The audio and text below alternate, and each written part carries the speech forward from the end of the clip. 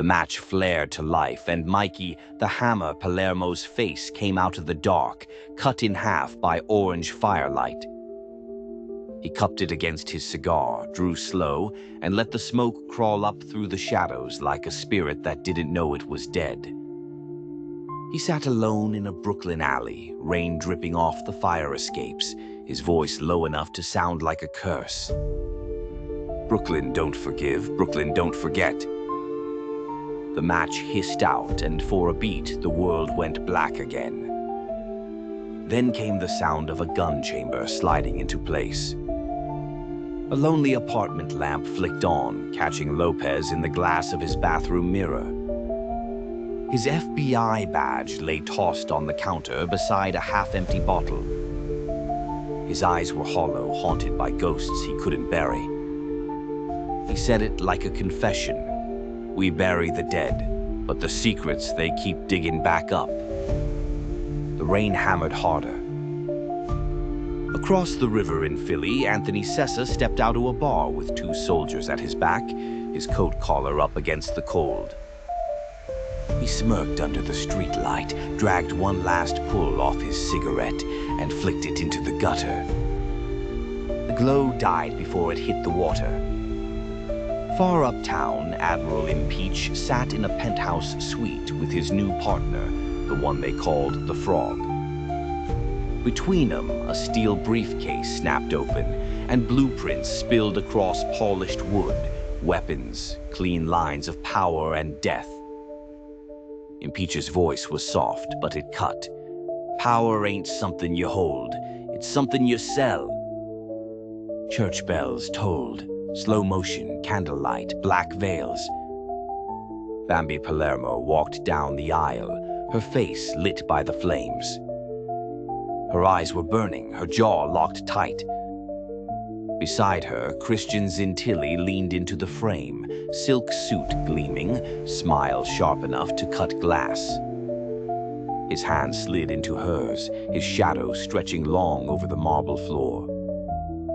Marriage, loyalty, betrayal. It's all the same game, Bella, he whispered, breath sweet and poisonous. She didn't answer, but in her sleeve a flash of steel caught the light. Elsewhere, Goku D'Angelo slammed his hand down on the table at La Tavola Nera, red wine leaping from shattered glasses. Nick Palermo stood at his back, fists tight, his face pale, eyes darting like a man boxed in with no way out. You betray me, Goku's voice thundered. You betray family. The world shattered in flashes after that. Supreme and Sydney moving weight through Kansas City, watchful eyes and tighter grips. Emily Winters staring down at her wedding ring in the mirror, torn in two by blood and vows. ADA Ian Wilson feeding paper after paper into a shredder, his office dark but for the sparks of destruction. Agent Caden Winters, pale and shaking, swallowing down pills in a bathroom stall, gripping the sink until his knuckles turned bone white. Bambi's twisted tales, the corpse bride, a wedding in the grave. A marriage made in hell. So we start with Victor, right? Nervous little prick with a piano. He's supposed to marry Victoria, 2 families making deals, pretending it's romance, but really it's just contracts and cash. That's the first horror. Love ain't the reason for marriage here. It's fucking politics. And when Victor chokes on his vows, runs into the woods and stumbles through 'em by accident, guess what? He don't marry Victoria. He marries the corpse. Emily, the bride that never left. Emily, the corpse bride, don't show up sweet. She crawls out of the dirt, gown rotted, eyes glowing like cold embers, maggots in her skull. And she smiles, not 'cause she's happy, 'cause she's desperate. She was murdered, left at the altar, robbed of life. Her soul's stuck, replaying that moment over and over, waiting for someone dumb enough to slip the ring on her bony finger. Victor was just unlucky. And Emily? She ain't a monster. She's a victim who learned to haunt. The land of the dead ain't free. Victor gets dragged into the underworld, and let me tell ya, it ain't paradise. Yeah, the dead sing, they drink, they crack jokes, but it's all a mask. The land of the dead is purgatory with booze. They're laughing because crying don't work anymore. They dance 'cause stillness reminds them they're not alive. Every skeleton smile is a scream with the flesh stripped off. The groom torn in two.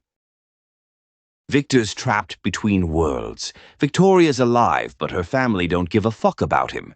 They just want the money. Emily's dead, but she actually wants him. The tragedy. Neither choice is love. One's duty, one's desperation. Victor's no hero. He's a pawn being shuffled between greedy families and a forgotten corpse. The horror of Barkis Bittern. And then there's Barkis, the real villain. Smooth talker, greedy bastard, the guy who killed Emily in life, then comes back to rob Victoria too. That's gothic horror for ya.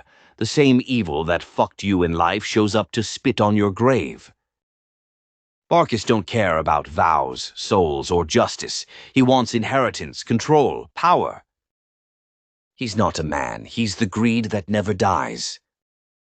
Emily's tragic freedom.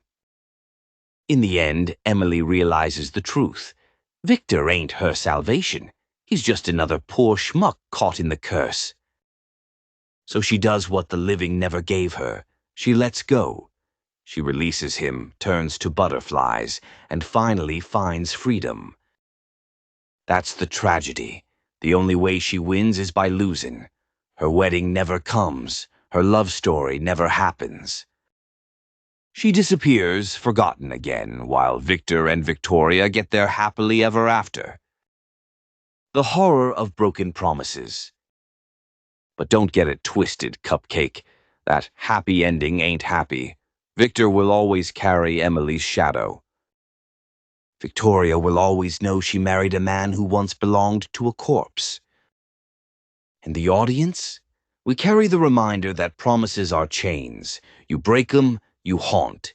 You keep 'em, you suffer. Moral of the story. Love don't conquer death. Death conquers love.